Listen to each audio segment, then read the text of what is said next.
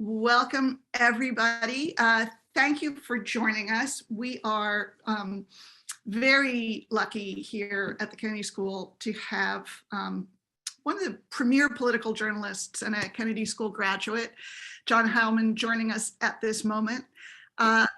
This is the first in a series on news innovation, which we are able to do thanks to a grant from the Schuster family. And so do check our site for information about upcoming events. But I especially wanted John to launch this because that's one of the most intriguing aspects of a career that started in premier mainstream newsrooms, but moved through television, books, movies, digital startups, podcasts, like the ultimate switch-hitting triple threat content savant. And so, John, there are so many things we could talk about, but I can't avoid starting with the news. You're just back from Poland and Estonia, and so I'd love for you to talk about what you were doing and what you saw. I'm gonna be enjoying, Nancy. Thank you for having me, and I wish I could see anybody else who's on this call. It's just that there's a handful of boxes and you and me, basically. It's just like it's like everybody else is kind of they're all eavesdropping in some way. And I appreciate you trying to project some kind of order on a otherwise, like really, if it were described accurately, a chaotic and wholly opportunistic career that makes no sense whatsoever, other than as some form of like sequential chaos, which kind of describes what it was like to be in Poland and Estonia for the last 11 days or so. It's a wild time, and we went over. It seems like whenever we do. The Circus's 7th season just started last week, and so it seems somehow that whenever we start the show, there's always like something that happens that starts up a run for us that kind of we hadn't really expected. Last January it was the insurrection at the Capitol, was our first episode back at the start of season 6. So and that led to insurrection, impeachment, and the only planned thing there was the inauguration. And this war broke out really just the week before. Obviously there'd been this buildup that had gone on for some number of weeks. So you want a sense of like, I think it's different in Europe than it is here for sure. I'm fascinated by how interested Americans are in this story, as you know, Nancy. Foreign policy stories in general, and I would say wars that America is not directly involved in, where like we're sending troops actively into the middle of a shooting war, tend to not generate the level of interest that this one has. At least in my experience so far in the United States. And I think there are a bunch of factors there, partly something to do with the social media nature of this war, like the first TikTok war, and there's so much video, and so much of it is not just the standard form of television video, but also the kind of the grassroots nature of it. There's so much of it so accessible. And Zelensky obviously I think there are two factors really. One, that it has this heroic figure in Zelensky that people can identify with. And it also has Putin in it, who I really do think, and maybe you and I could probably reflect on this some, because I've been spending time thinking about it. I just don't think there's ever been quite in our lifetime, quite a person who's had such a large villainous kind of, he's a self-styled supervillain, right? And it's like, if you think about the other villains of our time, whether it's Saddam Hussein or invisible, right? Yes, it's like, yes, you try to hide, right? You're Idi Amin or you're Pol Pot or you're Slobodan Milosevic. You try to basically say like, I'm a good guy in public, and then in the background you're slaughtering people. Putin is kind of like taking this role of kind of saying, I am the supervillain and I'm going to wear it. I'm Darth Vader. Come and look at me, and then took the step of involving himself directly in American politics, which I think is a huge factor, right? We spent the last 4 years of Trump, whatever your position is on the Russia of it all in the 2016 election, there's no question that he intervened in our election. Whether to what effect, it will be debated forever.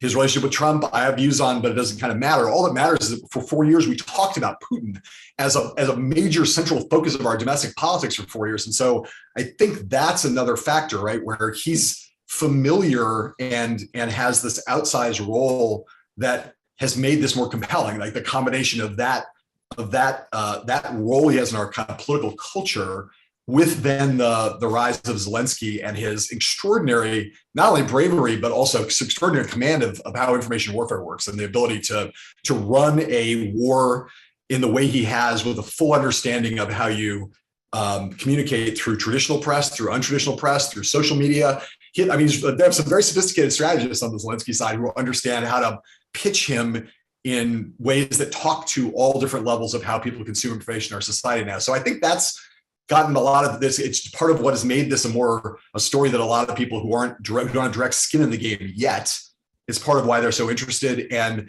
you know, in Europe, last thing I'll say, it's a little different. I mean, in Poland and in Estonia, both are places where there's a definite feeling of, we've been telling you all that this guy is a really, really bad guy for the last 20 years, and you kind of didn't listen to us, the rest of the West.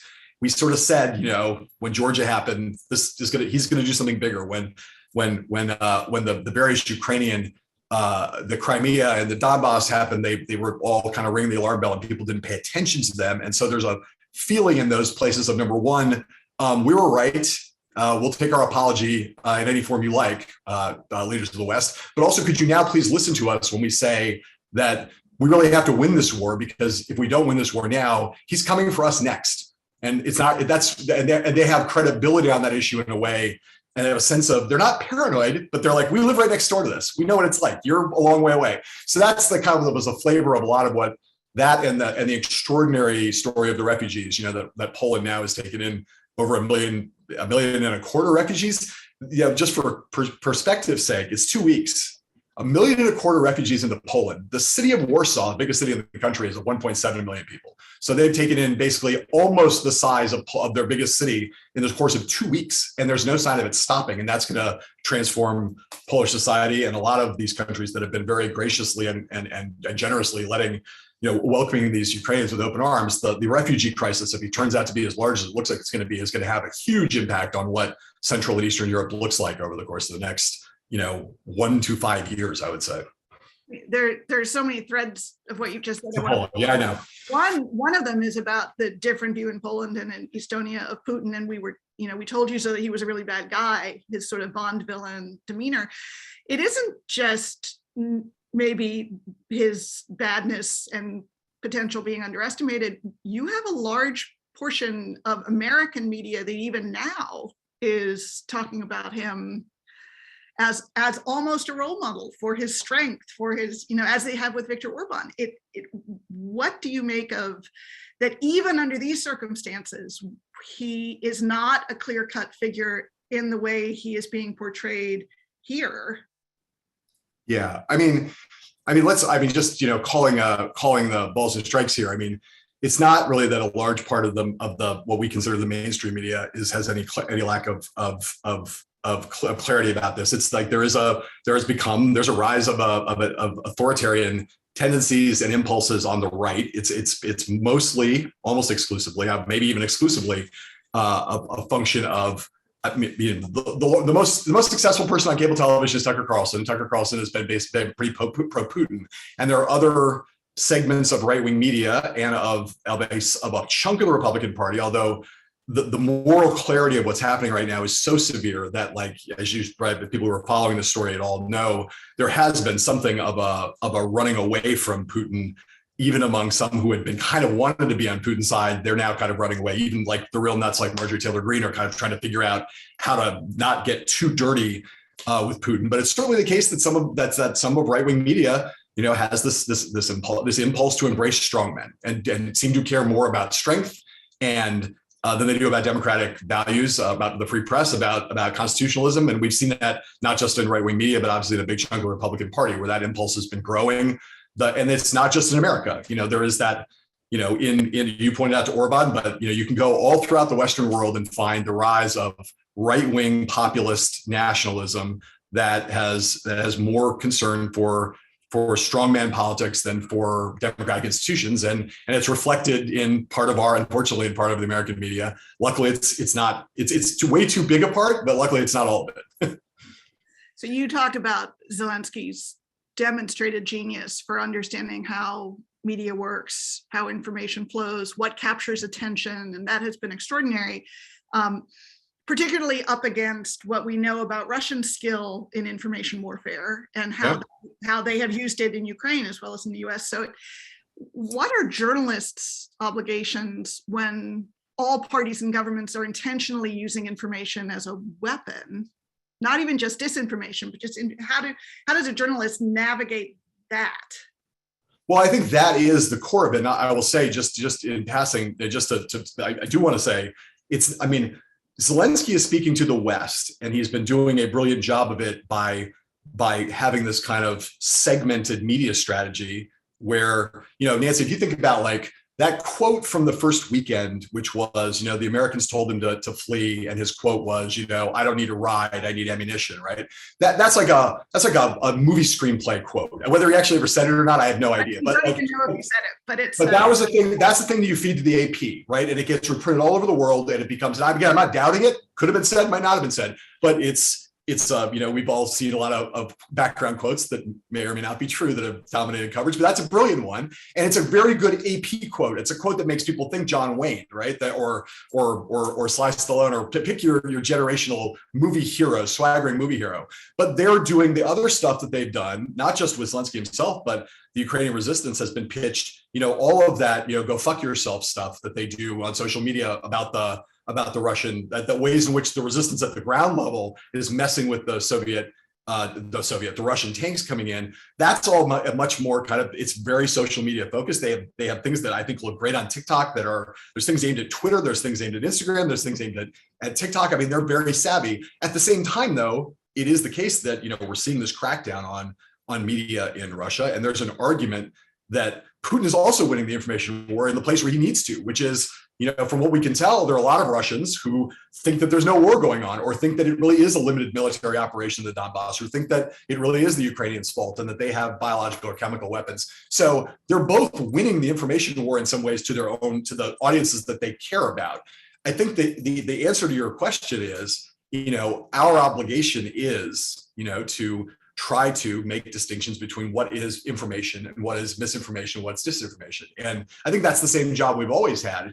It's very tough. One of the things that I think journalists are doing an incredibly heroic job with is, and it's become almost overwhelming, but a lot of these operations on the ground, sifting through all this social media video to try to verify which of it is real, which of it's not, just even if it's real, when it was taken, where it was taken, trying to not put things out through their channels that they haven't verified, time, place, date, legit, like the edit of it.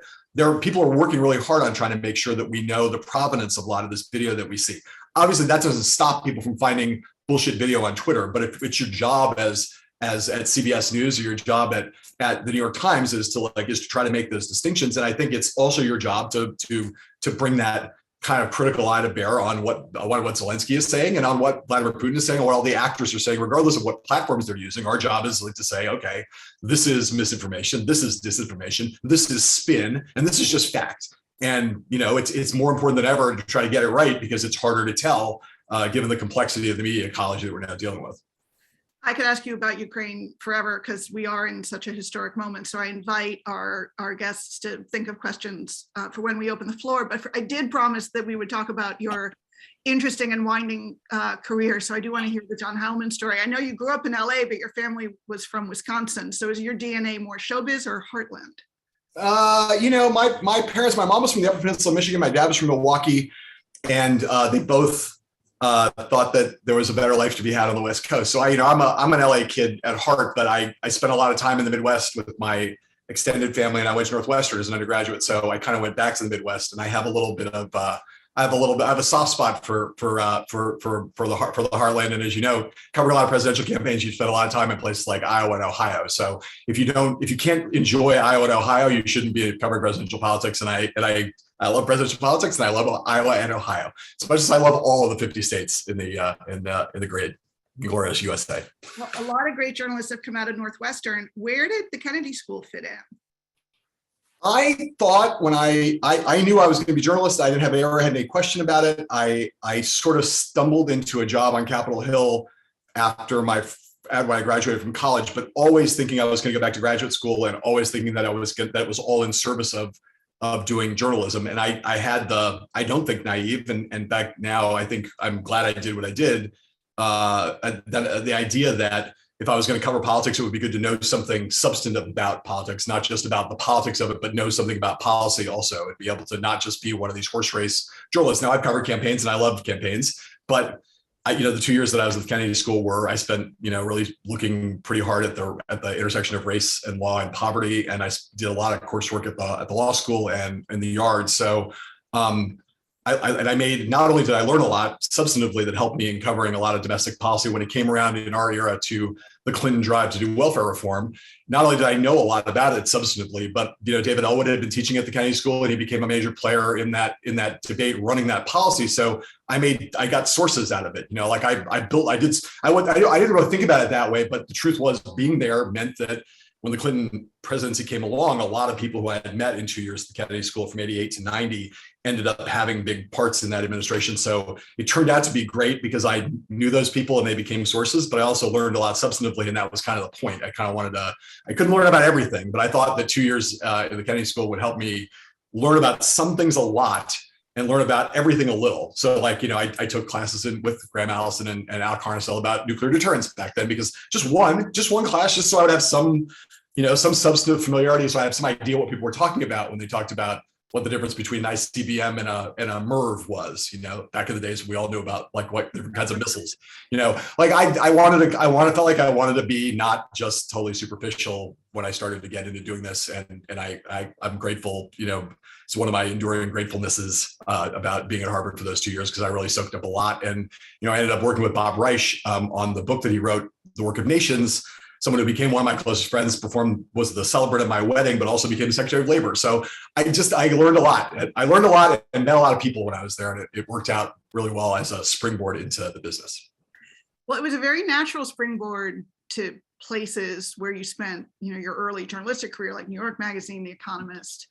But from there, you have moved all through the video and digital ecosystem, and now with the Recount, with your podcasts, with the CIRCUS, I can't think of many people, even though it's a really, really valuable thing to be so versatile across so many platforms. But how would you say your understanding of how best to reach audiences and tell the stories you wanted to tell, how did that evolve that you end up in the places that you have ended up?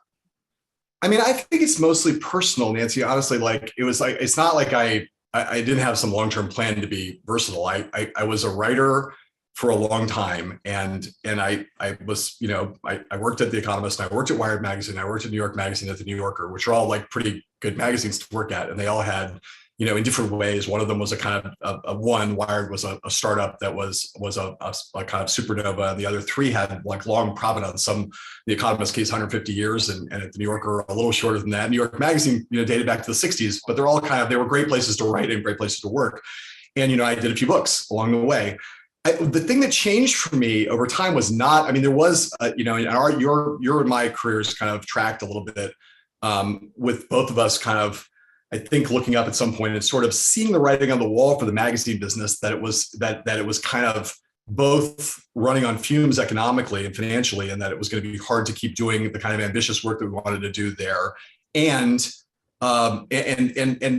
sort of getting and realizing that at the same time, you couldn't do the kind of pieces that you and I, come from an era when a cover in Time magazine, or a cover of the New York Times magazine, or a cover of New York Magazine, or a cover of Wired magazine could really move the needle on a story, a big profile, a big investigative piece. You could really make a splash. And now people just don't read magazines that way anymore. Even the ones that still survive, all the ones I mentioned are still extant. All of those magazines are actually kind of making a go of it still. They're not as robust as they used to be, but none of them have been reduced to nothing, or have been whittled down to, been reduced to nothing or whittled down to being so thin that they can't still do good work. But no one pays attention to, I say with all due respect, no one pays attention to what's on the cover of Time magazine now in the way they did when you were running the joint, or your predecessors. It's just not, but that was not my calculation. I kind of saw that happening, and it happened to coincide with having done the first Game Change book, and then the second book. I had been started doing a little television at MSNBC, and some doors opened to start doing more of that. And what I sort of discovered in that process was that I had sort of played I still like to write, and I was an obsessive writer and incredibly prolific for a long time. And whether it was good or bad, I just wrote a lot of words for a long time. And I was just sort of burned out on the solitariness of that enterprise. And it's, as you know, magazine making is a collaborative venture. Writing for a magazine is mostly a solo venture, and writing books is a very solo venture. And, when I started to actually get a chance to make television, I found out something that, is really obvious to anybody who's ever been in television or any other form of electronic media in some way, which is that you just can't make TV. There's nothing you can do alone in television. There's no solo. There's individuals having their moment. You have to do master your piece of it. But to make a TV show, whether it's a daily cable show or a weekly show like the Circus, it's a little army that all know you can't get it done without a bunch of people all working as a team. And I discovered after 20 years of basically being a sole proprietor that I really liked that it was fun. And I'd reached that point in my life where I found that really appealing. And luckily I had some opportunities to go and make a daily cable show, and then to make the Circus and to do some other things. And that, led in some ways to the Recount, in the sense that was the act of creation, of, I still have the blank sheet of paper in front of me. I mean, there's a thing about writing that, that's the hardest thing. You go, you do all this reporting, you process it, you synthesize it, and then you sit down and have to put something on the page, and the sheet is blank in front of you. And you're like, okay, the digital sheet is blank. And you're like, okay, this is the moment. And I could spend, I'll tell you, being neurotic and nuts, I could spend, if I had 6 days to get a magazine piece done, I could spend 4 days staring at that piece of paper and it'd be totally blank. And then I'd write 10,000 words in 136-hour spurt once I cracked the code. That moment of creation appeals to me a lot. But even outside the context of writing, whether it's a television show where we start the Circus every week, we don't know what we're doing, and we figure out how to make a little documentary every week, starting from nothing, or at the company doing a startup, which I had no entrepreneurial inclinations. I never thought about doing a startup before. I never was really interested. I have no business skills. Sorry, go ahead.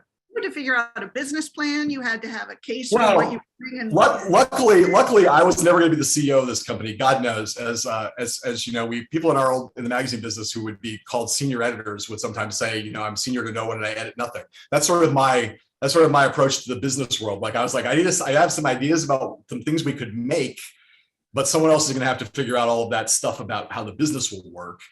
But it's still like, when we sat down to make the company, it was that same moment of like, what was fun about it was blank sheet of paper. You can make whatever you want. Like, there's no, all of the great things about being at places like Time or New York Magazine or New Yorker or wherever, is that they are part of this tradition. And cable television is show like that too. It's like you make a show every day and it's a format and it's there. It's kind of established. You know what that is. It's an hour long and there are commercial breaks, and but when you're starting something new, it really is like, you have the terror and the thrill of being like, we can make whatever we want, let's figure out what that's going to be. That was exciting to me. And that's the part of entrepreneurialism that was appealing to me about it. It's the part that, in a weird way, kind of replicates my writing life. It's like, I've taken the blank sheet from writing and made it into, I kind of scaled it up and made a company instead of just a single story. It's now a larger thing. But it still gets that same set of juices flowing. Anyway, that was a long rambling answer to your question, but that's what I got. Well, so when you, as I'm sure you get asked all the time, when young people ask you, how do I launch a career in journalism? I want to grow up to be like John Heilemann. What do you tell them? I don't really, honestly, what I try to tell them is a few things. I try to say first that it's always been, my advice, which is that you need to put yourself in a position, and this is really useless advice because I'm not great at like, where should I apply and who should I go talk to? And, there's all this stuff that people all do, right? Which is the networking element of it and figuring out what you want to, where you want to, how you're going to get in the door someplace. But for me, it's always been much more like, make sure that whatever way you think is the way, whatever the thing is that is your passion and the thing that you think you want to do, and that like whatever form that you think your journalism that you want to contribute, whether that's in front of a camera or behind the camera, whether that's in a managerial thing or as an editor or as a writer or whatever it is, find some way into the business where from the very first day where you're building intellectual capital. And like that, to me, the only thing that matters is are you learning a lot quickly? Not, are you working for the most famous person, or are you working for the most esteemed magazines? Like if I had a chance, if I would always, in the earlier era, somebody would say to me, well, I have a job offer to go work at the Paducah Times, but I'm going to get to write stories there. Or I can go work at the New York Times and I'm going to carry the managing editor's coffee to his desk every day. I would always be like, go to the Paducah Times. Like, you want to start writing those stories, like start making stuff and not being, now you can, in some places, if you're lucky, you can do both. You might be able to find yourself at a place, the New York Times, or at some place where you get an incredibly good exposure to the business by being working with, having a mentor who is a prominent player in the business, but who also will kind of try to open the door to let you start to stretch your wings and make things and contribute and research and write or whatever, report, whatever the thing is. But I think that to me, when I look for people I hire, and I think maybe, you could say how you hire a lot of people in your life too. I'm not really looking so much at like where they worked. Personal recommendations and references always matter a lot. When someone I respect tells me they have a really talented kid, I'm always like very interested in that.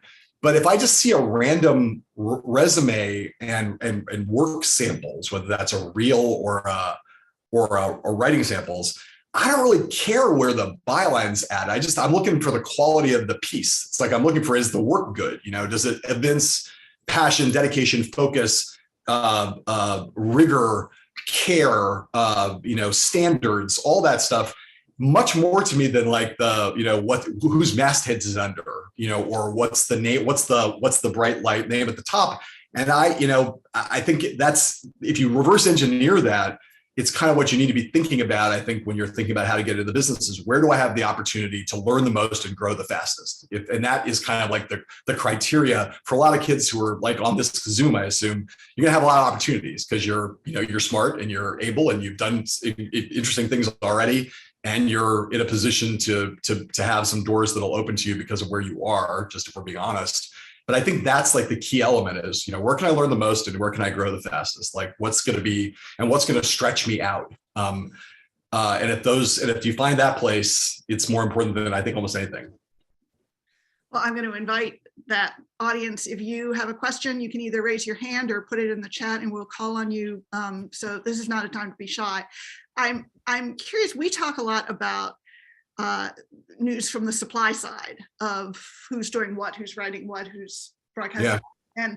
And I don't feel like we think about it as much from the demand side. And yet for you, especially launching the Recount, you had to have thought about what kind of news do people want and in what format do they want it?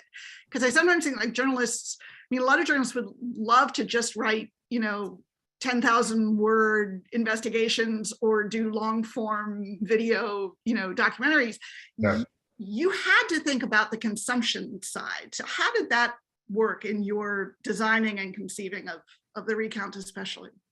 Well, we were, I would say was kind of possessed of the notion that that the way that video worked in the world now was going through a pretty fundamental change related to how the structure of the industry was changing and consumption patterns were changing. And I think it's hard really, we don't really have a clear sense exactly of how people assemble their understanding of the world in the way that we have in the past. But, the age of broadcast television where there were the age of scarcity, where there were 3 and then 4 major networks, where everybody watched really those 4 channels eventually. And the way that news got presented was the evening news, which was, at 6:30 or 7 o'clock at night, everyone would gather around and all watch the same news. And we can talk about the sociological elements of that, the monoculture, all that, but had certain benefits, had certain drawbacks, but it was the way that people watched was kind of dictated to some extent by the structure of the business and by the scarcity of it and the fact that there were very few channels and that's where you went.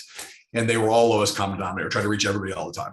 The era of cable television, once scarcity ended and there were now 500 channels, as people used to say, it was now like you could now narrowcast basically, right? So we had the invention of CNN for news and Nickelodeon for kids television, MTV for music television, and ESPN for sports, BET for Black entertainment television. Like all of those were like, we can go out and find an audience now. Now that we don't have any constraints, we can slice the audience up.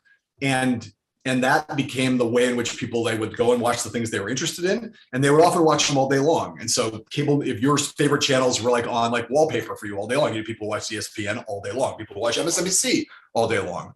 that's not like how it works anymore. And the era that we're in now, and the era that the recount was conceived in, was the era where I think of it like it's like post-linear television. There really is. It's the world where there aren't 500 channels anymore. There really are no channels. There are brands that exist. There are platforms on which they exist, but there's no schedule anymore. People consume things what they want, watch what they want when they want to watch it. There's a huge thing going on with social media. There's a huge thing going on with streaming media. And people now assemble their understandings of the world by grabbing little pieces of content out of the air. Then they do it on the go. It's a mobile thing, and the platform for the video is this. And so that change, which is like, what does that mean? That we now have a thing that we never had before, which is enough technological infrastructure that I can watch television on my phone, and you can pretty much get on anytime.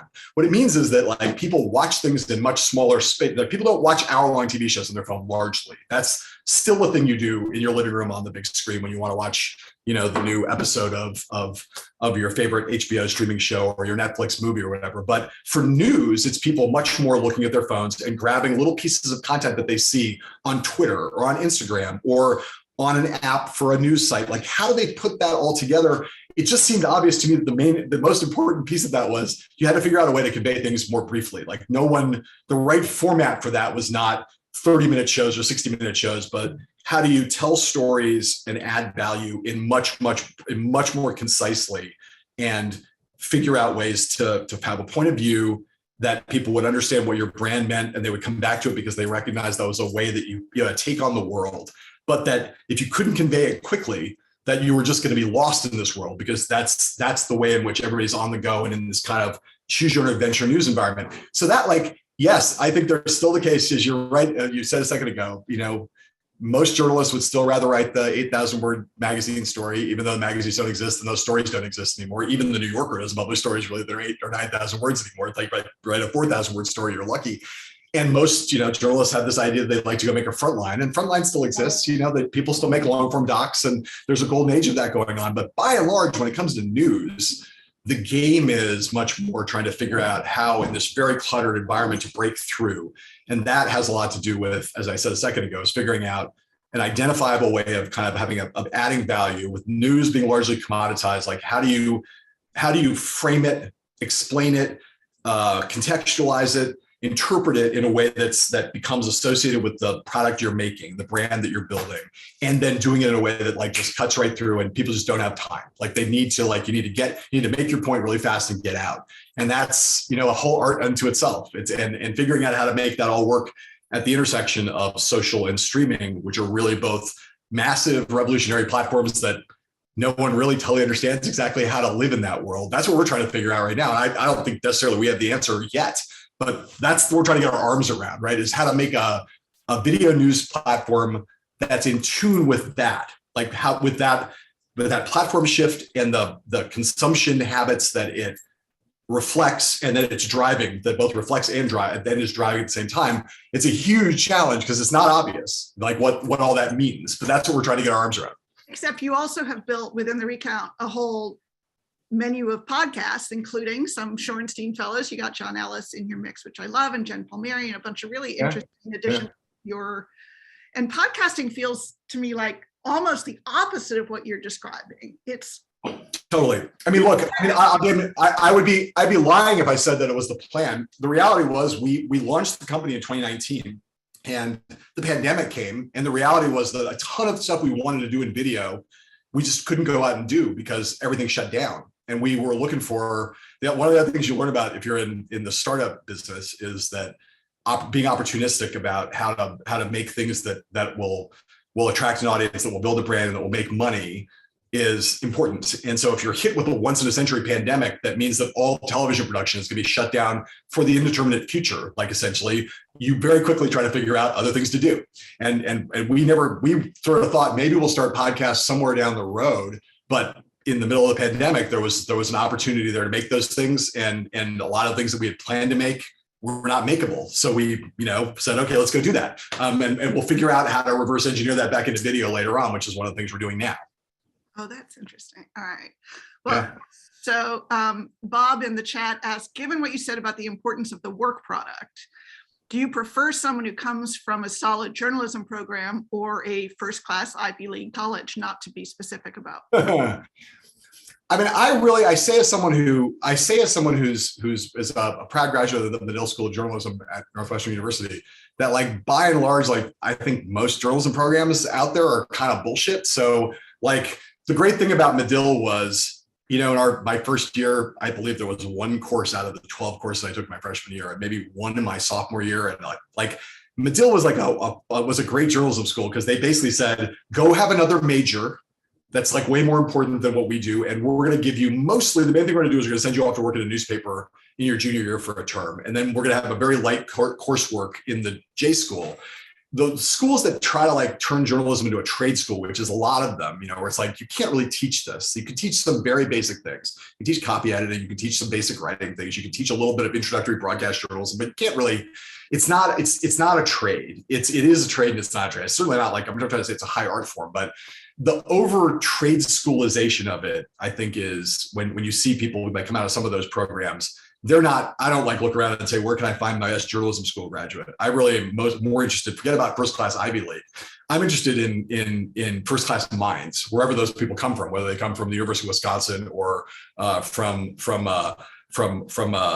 some small liberal arts college in the Midwest, or from a big public school in the South. You know, like I don't really care. Like there's a lot of good schools in America now, so I'm more interested in the quality of the mind than I am in the quality, like some particular professional accreditation. It's like, that's not my screen when I'm hiring people. It's like, let's look at the journalism school kids first. I won't like prejudice, I'll be prejudiced against them, but it's not by and large a thing that I look for, even though I'm a graduate of a journalism program. It's not a thing that means that much to me. I'm much more interested in the brain, in the mind at work.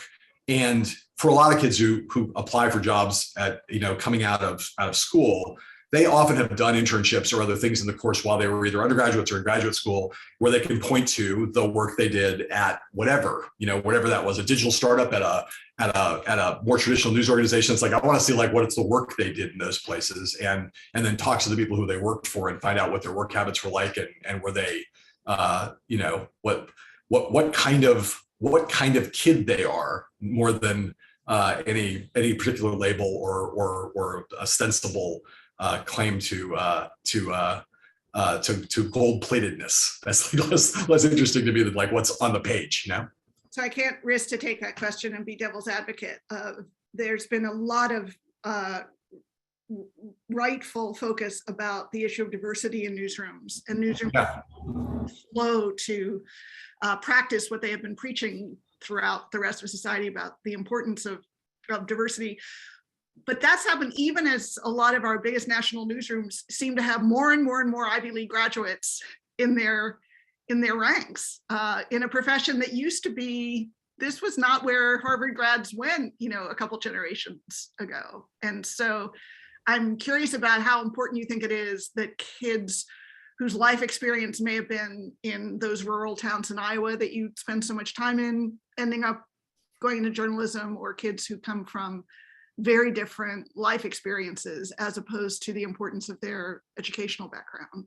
Well, yeah, that's why look, it's all complicated, as you know, Nancy, having spent some time up there. It's like, you know, the totally salutary effect of the reach for diversity means that, you know, at Harvard, for instance, you know, you're likely to come across, there are a lot of kids at Harvard who are non-white. There are a lot of kids from Harvard who are from foreign backgrounds. There are a lot of kids at Harvard who come from low-income families. So you find diversity in a variety of different places. Again, it's not so much the institution, because a lot of those elite schools have now made a point of trying to be diverse. You can find, you know, it's really a matter of an individual thing. I think it's super important that you have a newsroom that reflects the country, whether that's on race, on racial, both in terms of race and ethnicity and in terms of class. Not to the point where you're like trying to run a quota system, but where, you know, you have a bunch of people work for you who, you know, who reflect the diversity of the country, broadly speaking, and quality to me, and intellect, and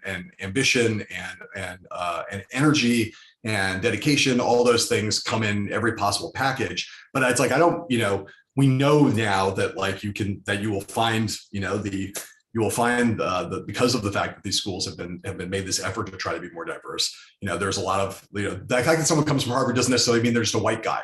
Now, it used to be like for you and my generation, that was kind of the truth. Like the editor of the Crimson was always some white dude who looked basically like us. It's not really how it is anymore. I don't know who the editor of the Crimson is right now, but it's the case that among the undergraduates at Harvard or Princeton or Yale, you run into, when I see applications for jobs, I see as many kids who come from Ivy League schools who are non-white and not necessarily from privileged backgrounds. Some of them are, and some of them aren't. And the question is, that I think we have made a real point of trying to make sure that we have a workforce that is reflective of the diversity of the country. At the recount, we've done pretty well with it, but I think it's an effort that we all have to make. But again, in the end, it comes back to not like either pro or con, where they like, not biasing towards or against Ivy League schools. It's more like, let's look at this individual and see who they are and what they've done and what they've demonstrated in the work they've done, and make a judgment on the basis of that, with the thing in mind that you want to kind of be making a little extra effort to make sure that what you don't end up with is a newsroom full of white privileged kids.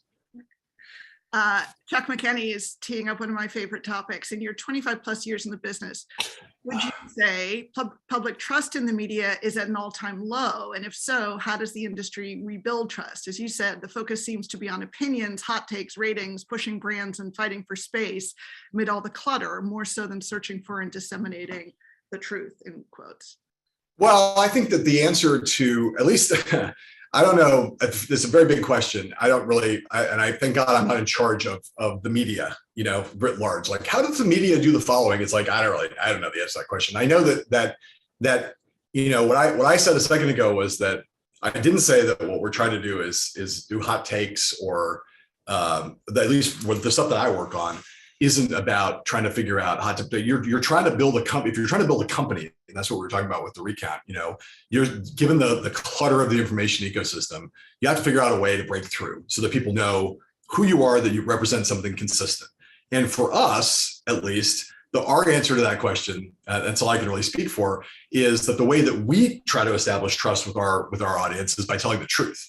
So that in a world filled with misinformation, with ideological bias, with fake news, and it's much worse out there than you can even imagine. I continue to say, what everybody who says, well, there's a big problem with this, I'm like, you have no idea how bad the problem is. It's the stuff that we see is only the tip of the iceberg of the stuff that we don't see, which is all of the people, out there in America who are tapped in primarily to social media, where the proliferation of the worst kind of misinformation, disinformation, conspiracy theories is a cancer on the body politic. For us, we sort of said, we're not going to be one way that people break through is like we're consistently on team blue, and one way that other group of people say we're going to be consistently on team red. And maybe to our disadvantage, I can tell you, when we raised money for the recount, we would go around and people say, well, you guys are liberal or you conservative? And we'd say, I don't think we're either one of those things. What we're trying to be on team truth and increasingly on team democracy. Like that we're trying to be trying to kind of cut through all of that kind of predictable, reflexive, I know exactly what these guys are going to say because their business model is on the left, or their business model is on the right, or their business model is based on cute cat videos, or their business model is based on whatever, and try to do the harder thing. I keep saying, I don't know whether we'll succeed in this, but to me, the only way to start to rebuild trust in the work that you can have some control over, which is the stuff you make at yourself or the people who are directly around you, is to try to rebuild trust by telling the truth. And that means telling the truth about, when someone who's calling out, being an equal opportunity bullshit caller, let's put it that way, and being perfectly content to annoy the shit out of people who in many cases would be on your side on a lot of the issues that you highlight. We spend a lot of time at the recount highlighting the stuff, Nancy, you and I talked about earlier, the tendencies toward authoritarianism, autocracy, the manifest tendency towards kind of pathological lying that's characterized one side of the political divide. And I don't think that's a partisan statement. It's just, it's demonstrably the fact. The last president was a pathological liar, told more lies than any other president in history. If you can't say that out loud and say that's not a liberal position, that's just the fact, and so we have a lot of fans on the liberal side, but we'll do pieces in video on the recount that piss off liberals all the time and piss off the Biden administration all the time. People, and if you're not willing to go do that, then you're not trying to do at least what we're trying to do, which is to earn back, I guess, although we're new and so we haven't really lost trust of anybody yet, but in a media ecosystem where there is a profound, pervasive lack of trust, and that's one big problem. It's not the only big problem, but it's a big problem. For us, the only kind of true north is that true north, which is, equal opportunity bullshit callers who are trying to be, connected to the reality-based community and not to those other, what is really the dominant modes of the rest of political media. So that makes me wonder whether we frame this question of trust wrong when we talk about it. 'Cause we talk about it all the time, and we've seen the trend lines, and they didn't start with the invention of Twitter, and they didn't start with the election of Donald Trump. They go back, 40 years of fairly steadily declining trust. But when you ask people, it isn't that they don't trust the media. It's like, I trust what I watch and read. I just don't trust what you watch and read. I don't like your media, right? Yes, that is the problem. It's why it's so hard to have an answer to the question of how do you rebuild trust in media, because when you ask that question in a larger sphere, it really is the case that that for a large chunk of the country, they look at the New York Times, they think it's just a bunch of lies. It's a giant conspiracy by the liberal establishment that it's just full of lies, right? And I don't really know how to solve that problem. I really don't. It's not that I wouldn't like to try to solve that problem, but I just don't have a big kind of media-wide recommendation for how you can solve that, because it's a deeper problem. It's really not a problem about media. It really is. The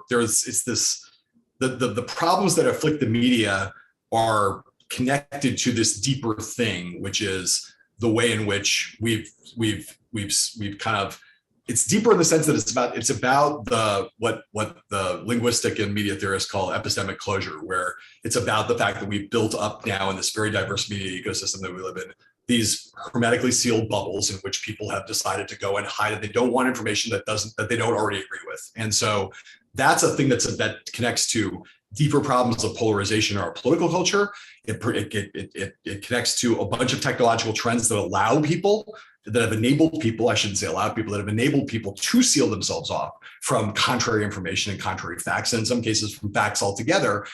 Again, I have no solution to that, where it's like, here's what we do, and everything will be fine. But it is the case, you're getting at something very crucial, which is that, if you go and talk to someone who's a devout New York Times reader and someone who's a devout Newsmax watcher, their solution is there are different solutions to the problem, because the New York Times reader thinks that the problem is the right-wing conspiracy theory, and they look at Newsmax and say there should be some FCC regulation that bars them from doing anything. And the people who are watching Newsmax are like, the New York Times is just a big giant pack of lies.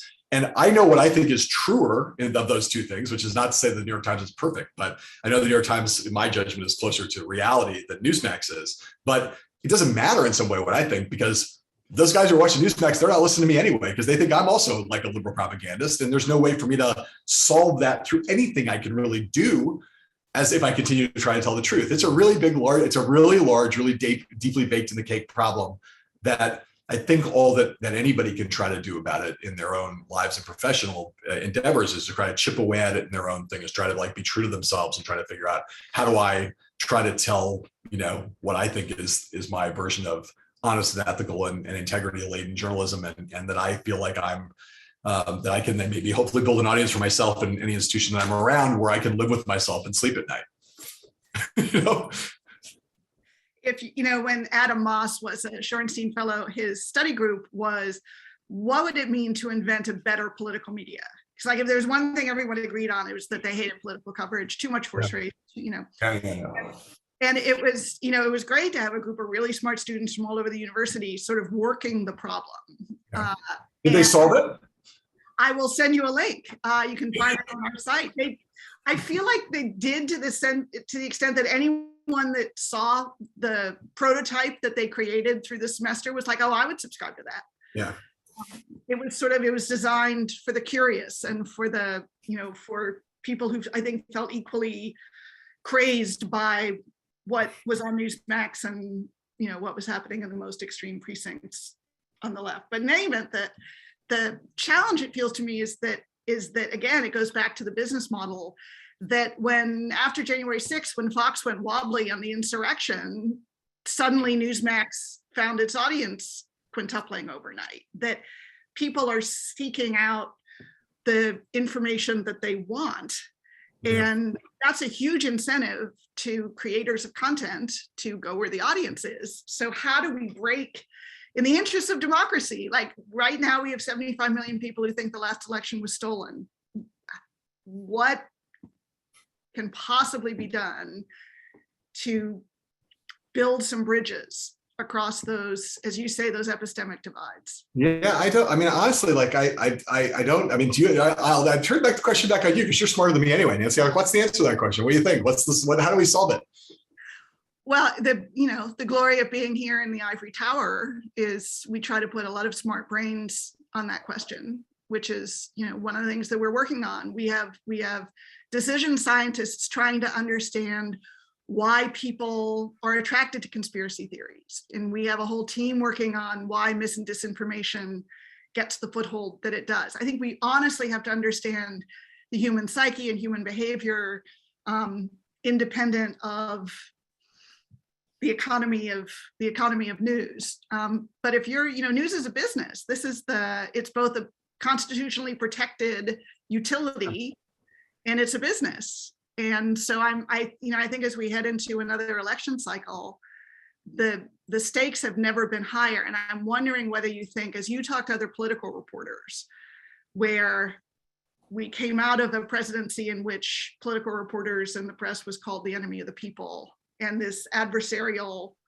dynamic was certainly not created. Every president has had reasons to hate the press, but the dynamic really changed, I think, during the Trump years. So I'm curious about what you see happening that will be different as we go into 2022 and 2024, what conversations you hear occurring among political reporters about their obligations that might be different because of all that has changed in the last 5 years. Man, well, it's obviously a vital kind of question, right? And I don't, there's been a lot of soul searching about a lot of it, and I do think that I'm trying to think about how to, like, there's such a large question you just asked that I'm trying to get a kind of handle on it that could make it manageable. I mean, look, I think that the main things that I think about in this context are that when I think about, for example, I think about this is why I find these problems so hard to grapple with, right? I do think that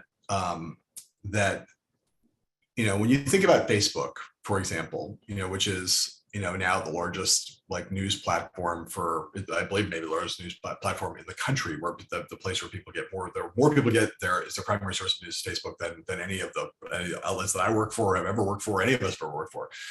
And you think about what Facebook, to your point about it being a business, there's all these questions people ask, is Facebook a facilitator of conspiracy theories? Is it anti-democratic? Does it foster authoritarianism or autocracy and all that kind of stuff? And my answer to it is always like, well, yes, in a way, but it's not really that it's on the side of those things. It's really, Facebook is an extraordinary company that has figured out something that to a greater degree than almost any other company in the history of man, which is it knows more about its consumers than anybody has ever known before. And that's, businesses all try to know as much as possible about the people who use their products. Facebook has figured out is like inside the heads of the people who use it in a way that no company in history has ever been.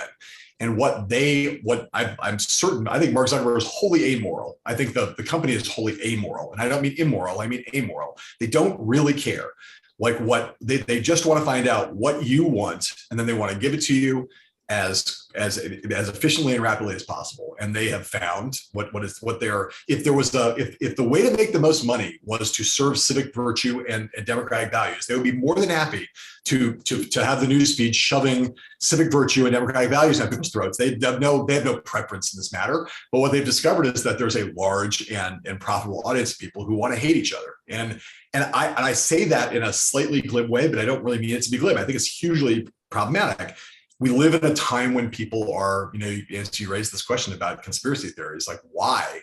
They've been around forever, but why are they so pervasive now? Why are they so big? And I do think that that when someone writes the history of this 100 years from now, they will say that we lived in a time of such profound transformation and such disorienting economic, technological, and scientific changes, demographic changes, all the change that people in a bewildered time had a tendency in larger numbers maybe than usually to cling to fake science, to cling to conspiracy theories, to cling to very, very basic, brute kind of root level race, class, tribal prejudices. And that we then also had on top of that, these extraordinary information engines that then once as people started to cling to those things, the social media thing kicked in and just fueled them by shoveling more and more wood into more and more coal into the fire, right?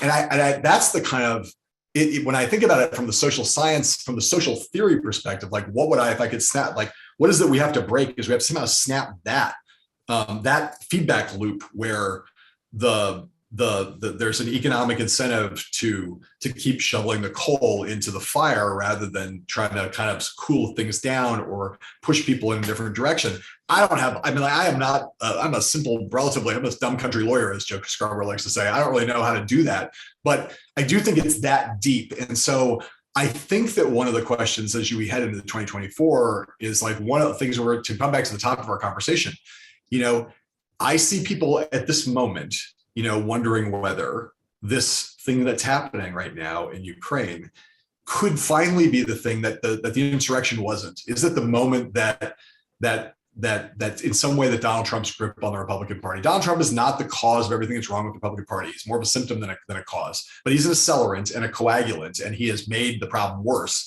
And it was a thing that had been building the Republican Party on the conservative side for a long time. But is this the thing that kind of cracks its back, like where not that the Republican Party goes back to normal tomorrow, because that's what we think of as normal, but that somehow that his grip gets loosened a little bit, and that on the party, as you see people, there's serious political people who are not partisan liberals who are like, this could be the thing that means that Trump candidates who embrace Putin lose their primaries this spring. And if you start to see demonstrable signs that, like, that's where Trump's real power is, right? Like, he's not in office anymore. If the Trump-backed candidates start to lose in this next wave of primaries, that will change the direction of the Republican Party. And I don't know that I think will have a huge effect on how we think about it and how we cover both these midterms and heading into 2024. The notion that Donald Trump having lived off of this big lie about what happened in 2020 and built a whole political brand and a whole political identity around it and fueled all those conspiracy theories. If that guy ends up roaring into 2024 with a full head of steam and all the money in the world, basically like an incumbent in some ways, while Joe Biden stumbles and maybe doesn't run for re-election, the Democratic Party's in disarray, that's a different kind of election where the stakes of, the future of democracy is on the line versus a different world where Donald Trump's kind of broken, or at least that his degree of power has been dented and challenged. There are a lot of Republicans out there who would like to see that happen, who don't think that this is the right way forward for their party, given all the other changes. And if that trajectory kind of takes hold where there's more of an actual fight for the soul of the Republican Party, not necessarily I know how it's going to turn out, but that fight is actually happening as opposed to we're all running down the Trump train. That again will be a very different 2022. It'll be very, very different 2024 if that's the dynamic that's playing out in the party than the one that I think a lot of people have assumed would be the case for most of last year. As you saw what was happening, you're like, okay, I see where we're going here. This is going to be a very, scary 2024. Maybe, that maybe the spell, I mean, again, I'm not predicting it. I'm asking the question, as Bob Rubin, the former Secretary of the Treasury, like to say all the time, events will occur. Like we all have our scenarios that events will occur. Events take place. This unexpected event takes place that you never anticipated. And that event happens, it comes out of nowhere and it changes everything because, it just has some big effect, right? And maybe this event or some other set of events will change what we all think is the kind of predictable trajectory of where things are going in a way that none of us can anticipate. That is usually the way of the world, as you know, Nancy. It's like, whatever we all think is about to happen, we're all certain this is going this way. It's going to be this, that's what it's going to be. But one thing you can bet is that doesn't turn out to be true. So maybe that's where our best hope is that events will occur and we'll end up on a better path.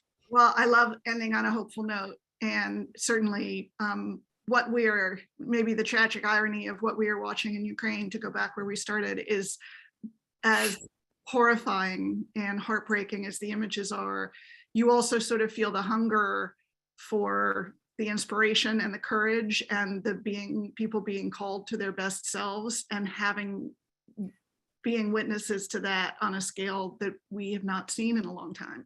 And it's a serious moment, and maybe again, no one would ever have wanted this to happen to Ukraine or would have ever asked for Vladimir Putin to do this thing, but it would be good. Serious moments are one of those kind of events that change things. Like when the moment calls for seriousness, sometimes these things just come along and it's like, okay, this is the moment that changes things because people are called to a kind of seriousness that they were able to kind of ignore. It becomes like impossible not to take the moment seriously, and that brings out a different kind of discourse and a different kind of a different set of impulses that maybe push things in a little bit better direction than they've been on for the past X number of years. John, it is great to have you back virtually at the Kennedy School. I look forward to having you back in person. I'll meet you at Henrietta's for breakfast. In the meantime, yes. Safe. I'd like to explore. I want to explore that living room of yours with that nice Zoom background. If that actually is your living room, I want to come and hang out on that couch. You are welcome anytime. It's nice to see you, Nancy. We'll see you soon. Thank you. And thanks everybody.